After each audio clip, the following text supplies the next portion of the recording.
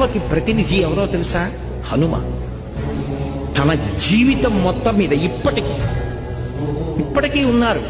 ఎందుకనంటే చిరంజీవి శృంగగిరి పీఠాధిపత్యం వహించిన చంద్రశేఖర భారతీ స్వామి గారు సుందరకాండ చదువుతుంటే ఓ కుర్చీ వేసి దాని మీద పట్టుబట్ట వేసి పెట్టేవారు. నేను మీకు పరమ సత్యం చెప్తున్నాను, ఇప్పటికీ వస్తారు స్వామి హనుమ. ప్రత్యక్షంగా నేను ఎన్నో సందర్భాల్లో అనుభవాన్ని పొందాను. అది నా గొప్ప కాదు, రామాయణం గొప్పతనం. వచ్చి తీరుతారు హనుమ. ఎంత వస్తారంటే రామనామం చెప్తే చాలు వచ్చి కూర్చుంటారు. ఆయన వచ్చారంటే బ్రతుకుతారు. తన కోసమా 100 యోజనముల సముద్రాన్ని దాటి వెళ్ళారు?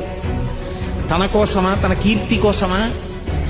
పరులకు ఉపకారం చెయ్యడం తప్ప తన జీవితంలో తన కోసము అని తానొక పని చేసుకున్నారు హనుమ అని ఆయన జీవితం మొత్తం మీద నాకు చూపించండి. జీవితం మొత్తం మీద తన కొరకు అన్నది ఒక్కటి చేసుకు